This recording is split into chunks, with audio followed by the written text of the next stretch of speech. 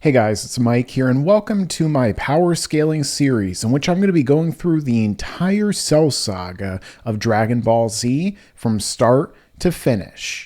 If you guys are interested, if you're new here, make sure to subscribe and enable all notifications, as well as hitting like and hyping this video up so that you'll be able to see every single one of these videos in this series right away when they come out. And in case that you missed some of the series along the way, make sure to check the end screen of this video when it's over so that you'll be able to in turn go to that playlist and see everything else leading up to this. Now, before we begin, I also wanted to tell you about my book series, The Children of Aman, beginning with the first book, Nemesis of the Absence, a story of thieves who band together in the name of vengeance, using the fundamental forces of creation wielded by the main character, Seraph, a speaker. And you get to see a lot of things such as action, adventure, fight scenes, romance, cool powers, and that much more along the way. So if you're interested, make sure to go down below in the description and get your own copy, physical or digital, today. But with that being said, let's get directly into scaling the Cell saga. Of course, at this point, Cell goes to blow himself up. And as we have seen throughout the course of the story, and even in Pokemon, when somebody blows himself up, they are going to output so much more energy than they normally would have, to where it would be a significant threat for even way stronger characters, because the fact that normally when a character fires an attack or anything, they're probably using somewhere around the same amount of energy, again stamina, in order to offset the damage that they would do to their own body. You fire a blast, well, you could probably vaporize your hand if you don't fire the blast without any protection to yourself, subconsciously or otherwise. Cell has already decided that he's going to die, and so he's like, well, I'm going to take you with me, I'm going to blow up the planet. And at this point, he is also so volatile that even if Gohan could somehow survive this, but I don't think he would be able to, Cell would blow up the second he touched him. Aside from Goku tapping him to teleport him away. Now, Goku did not lower his guard and allow himself to die because Chi-Chi was pregnant. He didn't want to raise a child and whatever stupid other theories I see people say on the internet all the time. No, he teleported in here. This is the only way to save everybody. And he blew up. He didn't have enough time to escape. This is just like a fun little scene. He would not have enough time to lock on a King Kai and teleport back to the Earth or New Namek or anything like that. There is not enough. He blows up and Goku dies because even fully healed, he would not be able to survive this explosion. That's just how much self-destruction puts out. At this point, Cell returns as Super Perfect Cell, and he kills Trunks. Now, a lot of people also believe that Cell killed Trunks intentionally because of the fact that, well, he did it because he wanted to take out the biggest threat to him at the time. I don't really believe that either because, again, I don't think that Trunks really was anywhere near as powerful as Cell, even with his grade 3 after the time in the time chamber again. Instead, it comes down to a matter of, well, actually, what happened is that he is not as, he just accidentally fires, well, not accidentally, but he kills him kind of just randomly. He just fires a blast the second he shows up, and he's like, oh, who did I hit? Huh. Oh, it's Trunks. Okay. It's more of like a time echo. Trunks was killed, the original one, by this Cell, and then he kills him again. That's just kind of how it is. But when Cell shows up, notice he's now Super Perfect Cell, and he has this lightning around him. Personally, I would say this is Cell's version of Super Saiyan 2. Whether it was when he was perfect or beforehand, he was basically his version of Super Saiyan before that. Not a 50 times multiplier, but again, additionally more of like, what the computer replicates through his body. The computer designed him to make everything as best and perfect as it is. That's why even though he has Piccolo cells for regeneration, he is able to come back from just a clump of cells that existed in his head at the time, as he points out right here.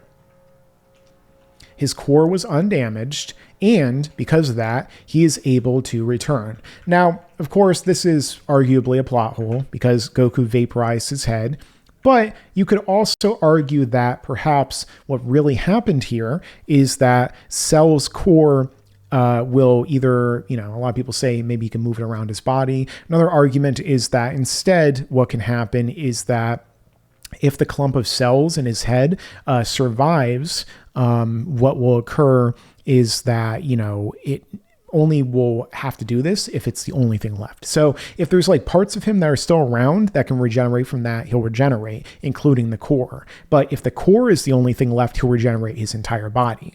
Again, it's also kind of like, well, why did Cell come back at full power or even stronger? We even see him huffing and puffing after regeneration. Why the hell would that happen? Doesn't make any sense. But Cell also went into a new form, a new transformation. That's why I think that this is probably kind of like his other Super Saiyan 2 form, because the fact that it's like Goku on Namek.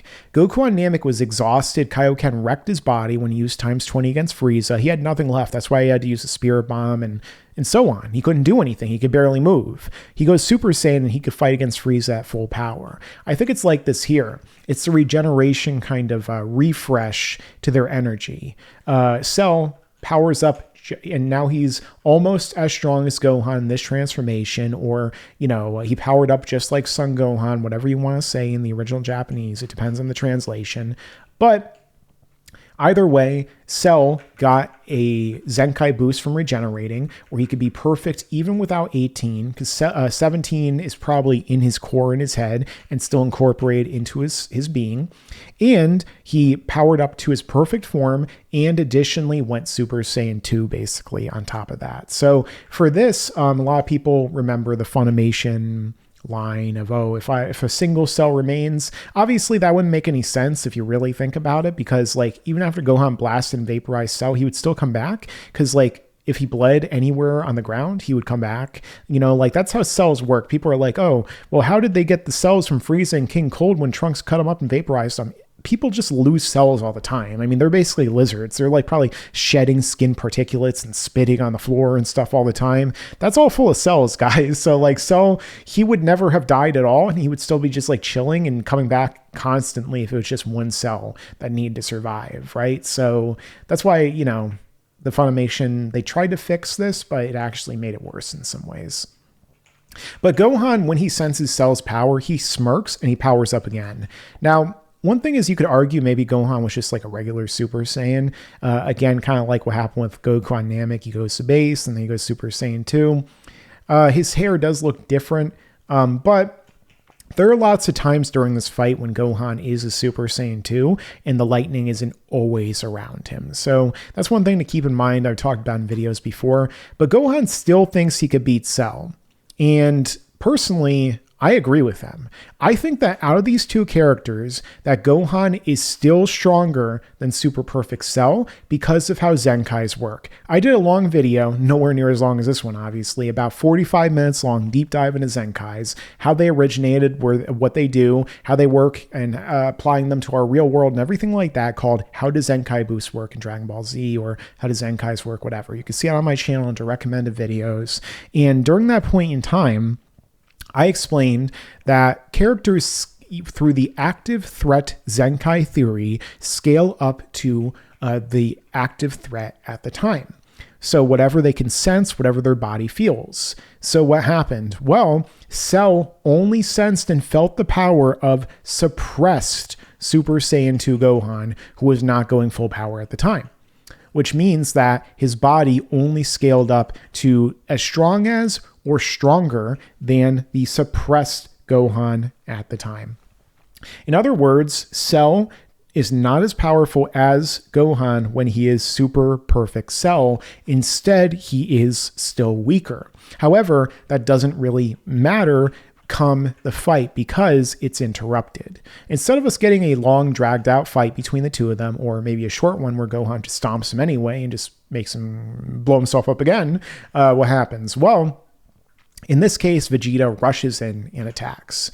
Now, I actually did a video years ago talking about Vegeta got a rage boost. There are a lot of Dragon Ball fans who do not believe that anyone other than Gohan got rage boost, and that the concept does not actually exist up until Battle of Gods, that Vegeta never did. However, the fact that Vegeta powers up here as a Super Saiyan and like I said before, you could argue he is a mastered Super Saiyan. I did a video about that too, if Vegeta and Trunks mastered Super Saiyan before the Cell games. This is why I'm not pointing the top right corner and telling you that there are things up there, guys, because otherwise I would have a million of them right now. I'd have over 9,000 or over 8,000 for manga purists and Japanese fans.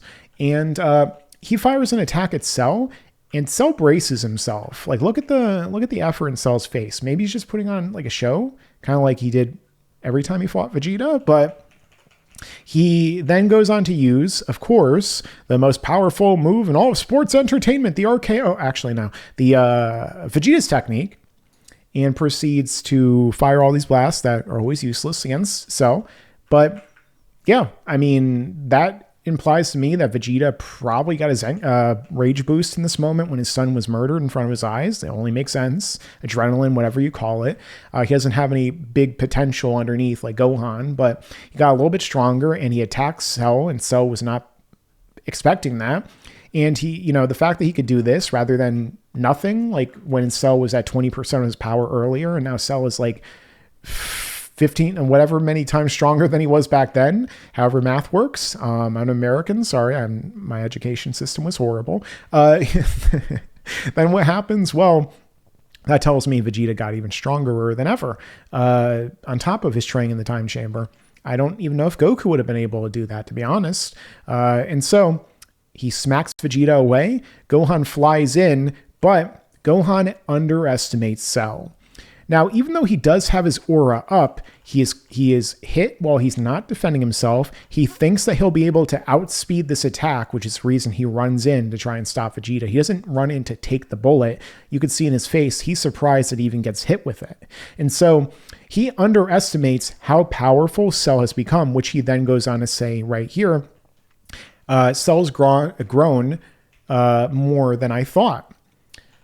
So again, he... at this point in time, I mean, Cell does say I'm not playing around anymore. So sometimes people take that as like he didn't even try. But Gohan didn't even try to block it either. Gohan didn't deflect it. He literally just flew in there thinking, oh, I'll just grab Vegeta and get out of the way in time. It won't make a difference, just like he did with the sensu beans, all the other stuff, except he was arrogant once again. And once again, his arrogance is his fall. Twice the pride, double the fall. You know, like Count Dooku said. Rest in peace, Christopher Lee, and Count Dooku especially.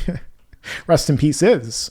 You know, he's got his hands on the floor. He's got his head on the floor. You know, I don't know how many bonfires they need for that guy. Hey guys, thanks for watching. Make sure to stay tuned for the next episode of this power scaling series of the Cell Saga. Also, get your own copy today of my first book, Nemesis of the Absence, the first in the Children of Mon series, because of course, as I always say, stick around, because there's a lot more to come in the future. Trunks. Future Trunks. And you better subscribe!